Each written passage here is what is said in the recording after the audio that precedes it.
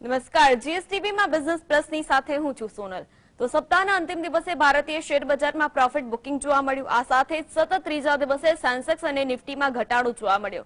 તો સેન્સેક્સ ગગડીને ફરી એકવાર 60,000 ની નીચે પહોંચી ગયો, જ્યારે કે નિફ્ટી ઘટીને 17,900 ની નીચે પહોંચી ગયો। તો છેલ્લા 3 ટ્રેડિંગ સેશનમાં સેન્સેક્સમાં 1400 પોઈન્ટ જેટલો ઘટાડો નોંધાયો છે। તો શુક્રવારના ઘટાડાના કારણે રોકાણકારોને આશરે 2.17 લાખ કરોડનું નુકસાન થયું છે। તો સેક્ટોરિયલ ઇન્ડેક્સની વાત કરીએ તો બેન્કિંગ, આઈટી, મેટલ, ફાર્મા શેરમાં વેચવાલી જોવાઈ। માર્કેટમાં રિયલ્ટી, પીએસસી, ઓટો શેરમાં પણ નરમાશ જોવા મળી। જો કે બીજી તરફ એનર્જી, એફએમસીજી ઇન્ડેક્સમાં હળવો સુધારો જોવા મળ્યો।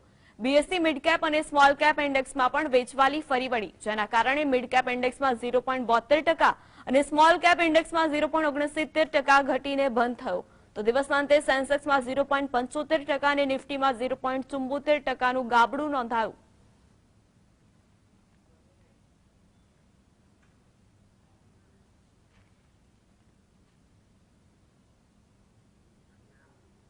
તો માર્કેટના કારોબાર અંગે ચર્ચા કરવા આપણી સાથે જોડાયા છે માર્કેટ એક્સપર્ટ પ્રતીત પટેલ। પ્રતીતભાઈ, સ્વાગત છે આપનું જીએસટીવીમાં। પ્રતીતભાઈ, સપ્તાહના અંતિમ દિવસે ભારતીય માર્કેટમાં વેચવાલી ફરી વળી, સેન્સેક્સ અને નિફ્ટીમાં 0.5%નું ગાબડું નોંધાયું। શું કહેશો માર્કેટની આ મૂવમેન્ટ અંગે? છેલ્લા 3 દિવસથી માર્કેટમાં એક પ્રોફિટ બુકિંગનો મૂડ જોવા મળી રહ્યો છે। ખાસ કરીને જોવા જઈએ તો બજેટ પહેલા ખાસ કરીને માર્કેટ જે રીતના વધ્યા હતા એ પછી હવે નવું અપસાઇડ ઝડપથી આવે એવી સંભાવના ઓછી છે ને એટલા માટે માર્કેટ એક ટાઈમ વાઇઝ કરેક્શનના ફેઝમાં જવા માટે તૈયાર થઈ રહ્યા છે। તો ક્યાંક ને ક્યાંક એવું લાગી રહ્યું છે કે પ્રી બજેટ રેલી પહેલા માર્કેટમાં એક ટાઈમ વાઇઝ કરેક્શન આવવું જોઈએ, એ કરેક્શન માટે માર્કેટ પ્રિપેર થઈ રહ્યા છે ને એટલા માટે આ પ્રકારના કરેક્શન આપણે જોઈ રહ્યા છે। પરંતુ મને લાગે છે કે આ ઘટાડો છે ખાસ કરીને ઘણા બધા એવા સેક્ટર છે જેને બજેટથી ફાયદો છે, જે સેક્ટરમાં ડિમાન્ડ છે, એવા સ્ટોક્સ અને સેક્ટરમાં ખરીદી કરવાની એક ઓપોર્ચ્યુનિટી છે। તો ઘટાડે જે સારા ક્વોલિટી સ્ટોક અને સેક્ટર છે એમાં ખરીદી કરવાનો કે પોર્ટફોલિયો રિસફલ કરવાનો પ્રયત્ન જરૂરથી કરવો જોઈએ। જી પ્રદીપભાઈ, ટાટા મોટર્સના શેરમાં રોકાણ કરનારા રોકાણકારોને આપ શું સલાહ આપશો? ટાટા મોટર્સનો domestic business, domestic commercial vehicle business ખૂબ જ સારું કામકાજ કરી રહ્યો છે, પરંતુ ટાટા મોટર્સની 100 રૂપિયાની આવક છે એમાંથી લગભગ 80 રૂપિયાની આવક છે એ જેએલઆર માંથી આવે છે, એટલે કે લેન્ડ રોવર જેગવાર માંથી આવે છે। અને જે રીતે ગ્લોબલ લેવલે ખાસ કરીને યુએસમાં, યુરોપમાં અને ચાઇનાની સિચ્યુએશન છે એની એક નેગેટિવ ઇમ્પેક્ટ જેએલઆરના પરફોર્મન્સ ઉપર જોવા મળી રહી છે। તો જ્યાં સુધી જેએલઆરની સિચ્યુએશન નહીં સુધરે ત્યાં સુધી ઓવરઓલ ટાટા મોટરના શેરના પરફોર્મન્સમાં કોઈ સુધારો આવે એવી સંભાવના લાગતી નથી, કારણ કે મોટા ભાગની ઇન્કમ ત્યાંથી આવે છે।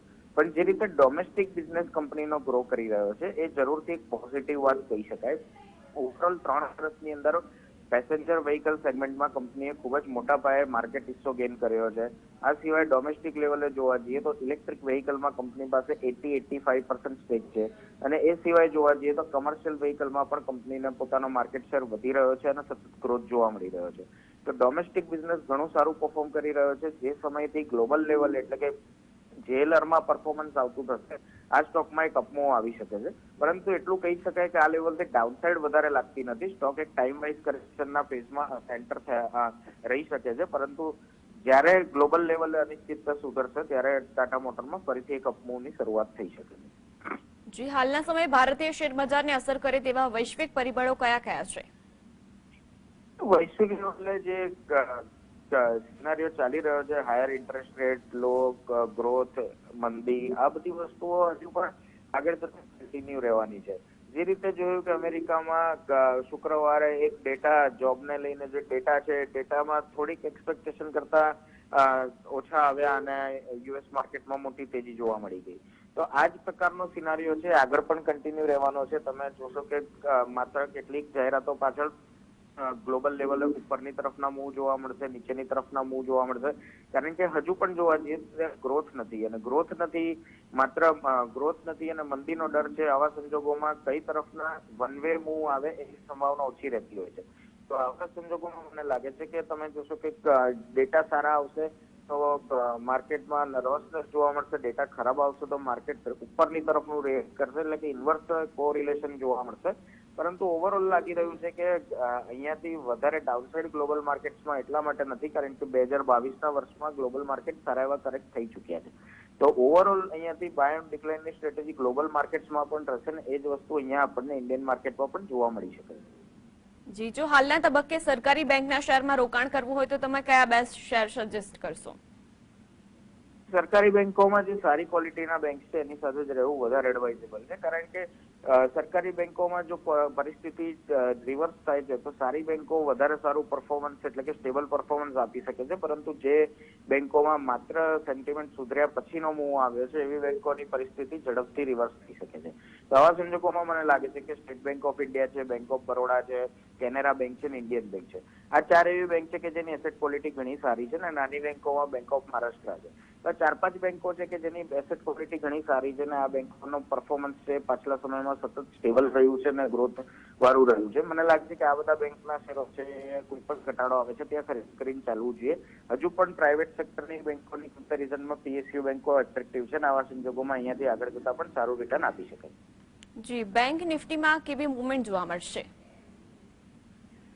બેંક નિફ્ટીમાં ઓવરઓલ જોવા જઈએ તો બેંક નિફ્ટીમાં કેટલાક ઓછા સ્ટોક્સને લઈને જ બેંક નિફ્ટી મેનેજ થાય છે અને એના કારણે બેંક નિફ્ટી વોલેટાઇલ વધારે રહેતી હોય છે. એટલે કે ગણીને જો 3-4 સ્ટોકને જોઈએ તો બેંક નિફ્ટીનું મોટા ભાગનું વેઇટેજ 3-4 સ્ટોકમાં સમાયેલું છે અને એટલા માટે 3-4 સ્ટોકને જો મેનેજ કરવામાં આવે તો બેંક નિફ્ટી પણ સારી રીતે જે તરફની મૂવ જોઈએ એ તરફની આપવા તૈયાર થઈ જતી હોય છે. તો બેંક નિફ્ટીમાં જોવા જઈએ તો લાંબા સમયથી બેંક નિફ્ટી એક સ્ટ્રોંગ નોટ પર રહી હતી અને પાછલા દિવસોમાં જોવા મળી રહ્યું છે કે બેંક નિફ્ટી વીક થઈ રહી છે અને એની પાછળ જ માર્કેટમાં વીકનેસ આવી રહી છે. તો આવા સંજોગોમાં મને લાગે છે કે બેંક નિફ્ટીમાં એક થોડું ઘણું કન્સોલિડેશન જરૂરથી જોવા મળી શકે છે, કારણ કે પાછલા 4-5 મહિનામાં bank Nifty consistent out performance બતાવ્યું હતું. એક સારા એવા આઉટ પરફોર્મન્સ પછી ઉપરના લેવલથી બેંક નિફ્ટીમાં થોડુંક પ્રોફિટ બુકિંગ આવ્યું છે. પ્રોફિટ બુકિંગ વધારે પ્રાઇસ વાઇઝ આવે એવી સંભાવના ઓછી લાગી રહી છે, પરંતુ ટાઈમ વાઇઝ થોડું પ્રોફિટ બુકિંગ આગળ વધી શકે છે. તો આવા સંદર્ભમાં મને લાગે છે કે બેંક નિફ્ટીમાં અહીંયાથી કન્સોલિડેશનની રેન્જ જોવા મળી શકે છે, જેમાં ખાસ કરીને જોવા જઈએ તો ઉપરમાં બેંક નિફ્ટી છે એ હવે અહીંયાથી લગભગ 43,000 અને નીચામાં જોવા જઈએ તો 41,000 આ રેન્જની વચ્ચે બેંક નિફ્ટી કન્સોલિડેટ થતી જોવા મળી શકે છે. જી, આપણી સાથે એક કોલર અનિલભાઈ જોડાઈ ગયા છે. અનિલભાઈ, આપનો પ્રશ્ન જણાવો. એલટીઆઈ માઇન્ડ ટ્રી અને પરસિસ્ટન્ટ સિસ્ટમ હવે થોડા આપણે રોકાણ કરવા આપણે લોંગ ટર્મ માટે લેવા છે. લોંગ ટર્મ માટે લેવા છે તો કંપની જે અહીંયાથી પાછલા વર્ષોમાં પરફોર્મન્સ આપતી હતી એ જ કંપની આજે છે ને આગળ જતા પણ એ જ કંપની રહેવાની છે. લોંગ ટર્મ માટે છે ટાઈમિંગ કરવા જશો ક્યારેય રિટર્ન નહીં બને આ વસ્તુ. કોઈ પણ જગ્યાએ જે વસ્તુ જ્યાં તમે રોજ તમારી નજર પડતી હોય ત્યાં તમે એક બોર્ડ લગાવીને રાખી શકો છો. ટાઈમિંગ ક્યારેય માર્કેટમાં કોઈના માટે પણ થતો નથી. 99.99% રિટેલ ઇન્વેસ્ટર પૈસા એટલા માટે ગુમાવે છે કારણ કે એ લોકો માર્કેટમાં ટાઈમિંગ કરવા જાય છે કે હું 100 રૂપિયામાં શેર ખરીદું પછી 99 ના થવો જોઈએ ને હું 110 વેચું પછી 111 ના થવો જોઈએ. આ વસ્તુ કોઈના માટે પણ પોસિબલ નથી. તો માઇન્ડ ટ્રી હોય કે જે પણ સારા ક્વોલિટીના સ્ટોક છે, હું વારંવાર જણાવું છું કે જે સારી કંપનીઓને તમે એના ખરાબ સમયમાં ખરીદી કરશો એ કંપનીઓ તમને એના સારા સમયમાં ઘણું રિટર્ન્સ આપશે. આ પહેલી વાર કોઈ મંદી નહીં કે આવો કોઈ ડર નથી આવ્યો કે જેને કારણે આઈટી સ્ટોક તૂટ્યા છે.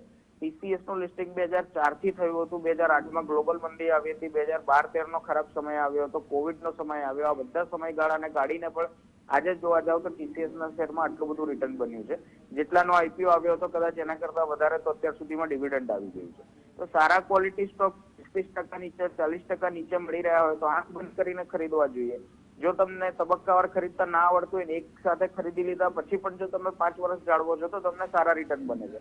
તમારી જોડે લોંગ ટર્મ સમય છે, તમારે સારી ક્વોલિટીમાં રોકાણ કરવું છે તો જરૂરથી પૈસા બનવાના છે. એના માટે આટલું વિચારવાની કોઈ જરૂર નથી કે કયા ભાવે લઉં, આ ભાવે લઈ લઉં પછી ઘટી જશે તો શું થશે, આ ભાવે લઈ લીધા પછી નહીં ચાલે તો શું થશે. એનો આન્સર કોઈનાથી પણ નથી મળવાનો ને એવા આન્સર શોધવા જશો તો ક્યારેય સક્સેસ જવાના પણ નથી. એ સિક્કો ઉછાળવા જેવો છે. એકવાર તમારી ફેવરમાં આવશે તો એકવાર સામેવાળાની ફેવરમાં આવશે. પણ જો તમે સારા સ્ટોકને એનાલિસિસ કરીને એ સ્ટોકમાં રોકાણ કોઈ પણ ભાવે કરશો, માત્ર તમે સમય આપશો તો તમારા પૈસા બનવાના છે. એ વસ્તુ 100% તમારી ફેવરમાં છે. તો ચોઇસ ઇઝ યોર કે જે વસ્તુ તમારી ફેવરમાં 100% છે એને અમલ કરવું કે જે વસ્તુ તમારી ફેવરમાં 50% છે એને અમલ કરવું. જી પ્રતીકભાઈ, આપ અમારી સાથે જોડાયેલા રહેશો. આપની પાસેથી વધુ માહિતી અને માર્ગદર્શન પ્રાપ્ત કરીશું. તો બિઝનેસ પ્લસમાં હાલ સમય થયો છે કે વિરામનો આપ જોતા રહો છો. તો બિઝનેસ પ્લસમાં વિરામ બાદ સ્વાગત છે. તો આપણી સાથે માર્કેટ એક્સપર્ટ પ્રતીકભાઈ પટેલ જોડાયેલા છે. પ્રતીકભાઈ, એસબીઆઈના શેર અંગે રોકાણકારોને આપ શું સલાહ આપશો? એસબીઆઈ દેશની સૌથી મોટી બેંક છે ને જ્યારે ઇકોનોમીમાં ગ્રોથ આવતો હોય ત્યારે એસબીઆઈ જેવી બેંક પણ 12-15% ગ્રોથથી આગળ વધે છે. અને 12-15% ગ્રોથ એસબીઆઈ જેવી બેંકની બેલેન્સ શીટમાં જોવા મળે તો એ ખૂબ જ મોટી વસ્તુ છે. એટલે કે આવનાર સમયમાં બેંકનો નફો ખૂબ જ મોટા પાયે વધવાનો છે અને એ જ રીતે એ જ રીઝન છે કે પાછલા વર્ષે એસબીઆઈએ બાકીની બેંકોને આઉટ પરફોર્મિંગ કર્યું છે. મને લાગે છે કે આગળ જતા હજુ પણ આઉટ પરફોર્મન્સ કન્ટિન્યુ રહી શકે છે કારણ કે કંપનીનો પ્રોફિટ છે મોટા પાયે વધતો જોવા મળી શકે છે. તો as a long term investor સ્ટોકને હોલ્ડ કરવું જોઈએ અને કોઈ પણ ઘટાડો આવે છે તો નવી ખરીદી કરીને એડ કરવું જોઈએ. જી, મિડ કેપ સેગમેન્ટમાં આગામી 5 વર્ષ માટે રોકાણ કરવું હોય તો કયા બે સ્ટોકનું સૂચન કરશો? મિડ કેપ સેક્ટરમાં જે થીમ ચાલી રહી છે એ છે મેન્યુફેક્ચરિંગ થીમ, જેની ઉપર ગવર્મેન્ટે ઘણું સારું કામ કર્યું છે. જે પીએલઆઈ સ્કીમ છે એનાથી આગળ જતા મેન્યુફેક્ચરિંગ સેક્ટરને ઘણો મોટો ફાયદો થઈ શકે છે. કેપિટલ ગુડ સેક્ટર ઘણું સારું પરફોર્મ કરી રહ્યું છે. આ સિવાય જોવા જઈએ તો ડિફેન્સ સેક્ટરમાં ખૂબ જ મોટા પાયે રોકાણ થઈ રહ્યું છે અને જે રીતની ગવર્મેન્ટની નીતિ રહી છે ડિફેન્સમાં આપણે એક નેટ એક્સપોર્ટર તરીકે ઉભરી રહ્યા છીએ. તો આ બધા સેક્ટર છે જેની કંપનીઓ છે કે આગળ જતા ઘણું સારું પરફોર્મ કરી શકે છે અને આ સેક્ટરની જે સારી કંપનીઓ છે જ્યારે પણ ઘટાડામાં તક મળે ત્યારે તમે ક્વોલિટી સ્ટોક્સમાં ખરીદી કરવાનો પ્રયત્ન કરી શકો છો. આ સિવાય ઇન્ફ્રાસ્ટ્રક્ચર સેક્ટરમાં અત્યારે ખાસ કરીને જોવા જઈએ તો આઝાદી બાદ સૌથી વધારે ઓર્ડર જનરેટ થઈ રહ્યા છે અને આટલા મોટા પાયે ઓર્ડર જનરેટ થઈ રહ્યા છે એનો ફાયદો સારી કંપનીઓને મળી રહ્યો છે. તો આ એક સેક્ટર છે ઇન્ફ્રાસ્ટ્રક્ચર સેક્ટર કે જ્યાં તમે ક્વોલિટી સ્ટોક્સમાં રોકાણ કરવાનો પ્રયત્ન કરી શકો છો. જી પ્રતીકભાઈ, રેડિકો ખેતાનના શેરમાં આગામી દિવસોમાં કેવી મૂવમેન્ટ જોવા મળશે? રેડિકો ખેતાન એક ટાઈમ વાઇઝ કરેક્શનના ફેઝમાં છે. પાછલા 2 ક્વાર્ટરથી કંપનીના પરફોર્મન્સ છે મ્યુટેડ રહ્યા છે અને માર્જિન ઉપર ઇમ્પેક્ટ જોવા મળી છે. નો ડાઉટ આ કંપની ખાસ કરીને બ્રાન્ડ બિલ્ડિંગ સેગમેન્ટમાં ખૂબ જ એગ્રેસિવલી આગળ વધી રહી છે અને ડોમેસ્ટિક જે ઇન્ડિયન મેડ લિકરમાં જોવા જઈએ એમાં પણ બ્રાન્ડેડ લિકરમાં કંપનીએ ઘણી મોટી બ્રાન્ડ જનરેટ કરી છે પાછલા સમયમાં અને આ બ્રાન્ડ્સનો ફાયદો પણ હવે ધીરે ધીરે કંપનીને મળી રહ્યો છે.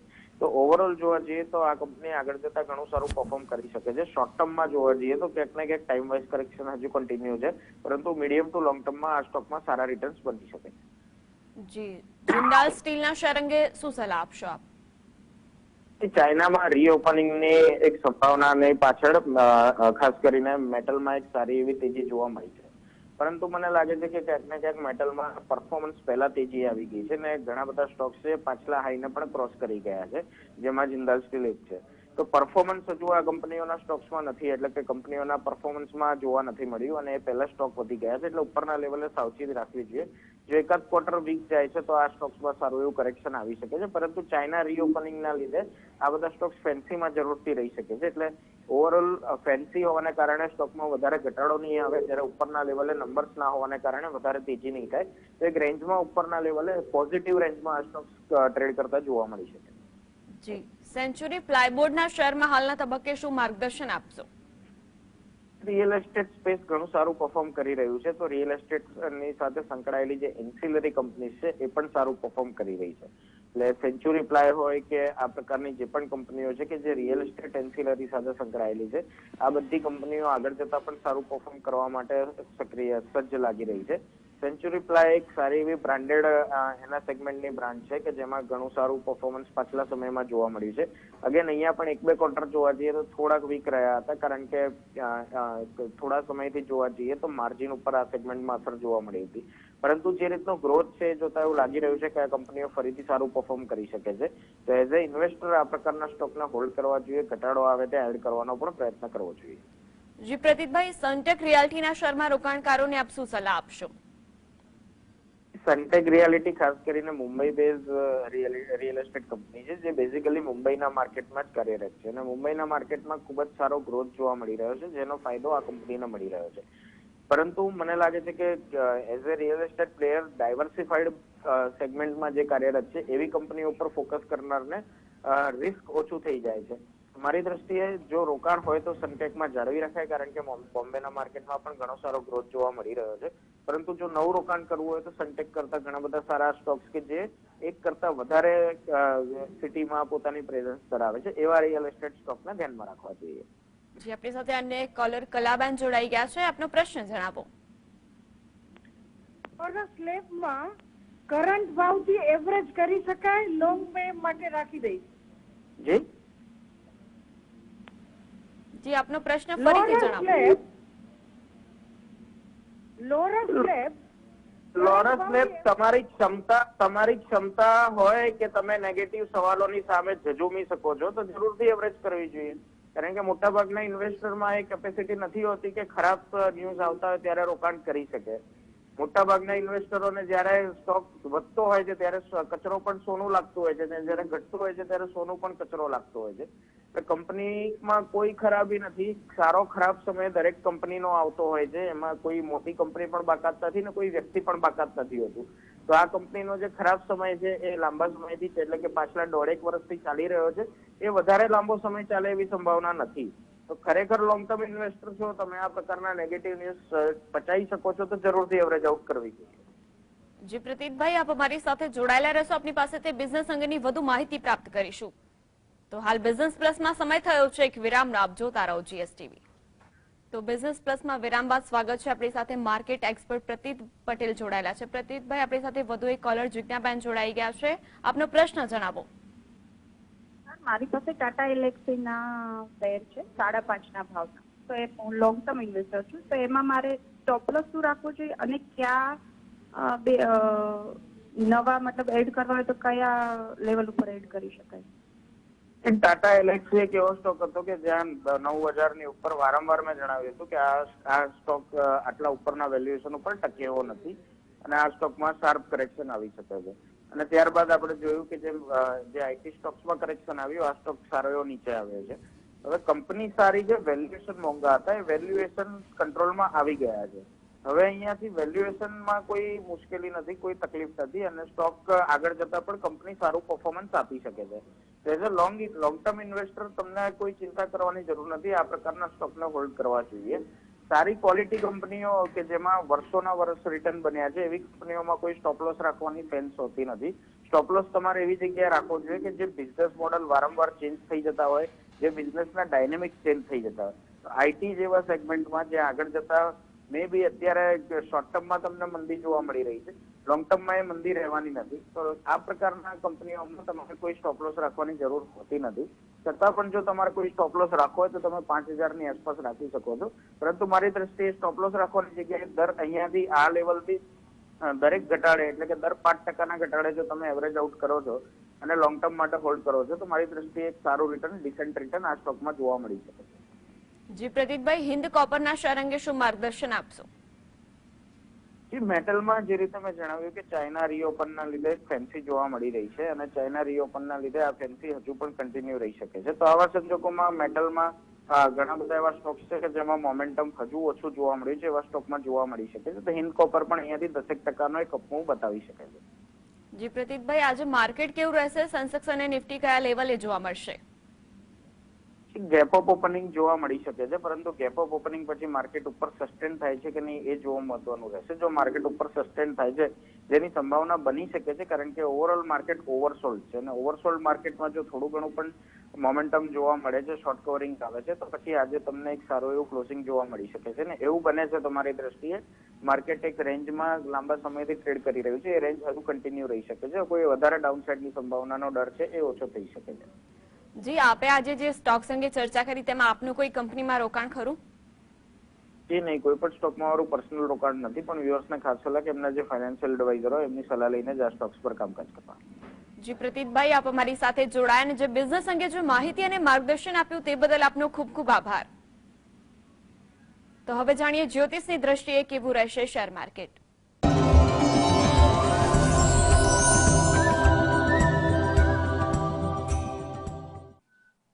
સોમવાર તારીખ 9/1/2023 આશ્લેષા નક્ષત્ર અને કર્ક રાશિ છે. બજારનું ઉદિત લગ્ન, ગ્રહ, નક્ષત્ર, યોગ, હોરા વગેરે જેવી બાબતોને આધારે જ્યોતિષ ગણતરી કરીએ તો બજારની સંભાવના તેજી તરફી એટલે કે અપ ટ્રેન્ડ થતી જોવા મળે એવું લાગી રહ્યું છે. બજાર સમય સવારે 10 થી 11 દરમિયાન બજારની મુવમેન્ટ થોડીક નેગેટિવ બની શકે અથવા વોલ્યુમ ઘટી જાય કે ટ્રેન્ડ બદલાય તેવા કોઈ પણ પ્રકારના યોગ બની શકે છે. માટે સવારના આ સમયે થોડીક તકેદારી રાખીને કામ કરવું એ વધુ હિતાવહ છે. Computer, IT, FMCG, food, beverages, liquors તેવી તમામ ઇન્ડસ્ટ્રીઓમાં કઈ ને કઈ પ્રકારની મુવમેન્ટ આવે કે વોલ્યુમ વધી જાય તેવા યોગ બને છે. સિલ્વર, કોપર અને ગોલ્ડ પણ થોડાક વધુ પ્રભાવિત થાય, એમાં પણ મુવમેન્ટ થોડીક વધી જાય. સાંજે 6 થી 7 દરમિયાન એક ઘટાડો આવે અને ત્યારબાદ 7 થી 8 દરમિયાન પછી બજાર પાછું ઉપર આવે ને એકાદ ઉછાળો આવે, એ પ્રકારનો ડાઉન અને અપ નો ટ્રેન્ડ આ સમયગાળા દરમિયાન બની રહ્યો છે. માટે થોડીક તકેદારી અને અનુભવનો ઉપયોગ કરવો પણ વિચારવો છે. એગ્રો કોમોડિટીમાં જોવા જઈએ તો મગ, ફુદીના, એલચી, ધાણા જેવી વસ્તુ છે એમાં મુવમેન્ટ થોડીક વધુ આવે એવા યોગ બની શકે છે. એમાં પણ સવારનો સમય 11 થી 12 વચ્ચે અચાનક મુવમેન્ટ વધે કે વોલ્યુમ વધી જાય તેવા યોગ બને છે. કદાચ ટ્રેન્ડ બદલાવાની પણ સંભાવના આ સમયગાળા દરમિયાન બની શકે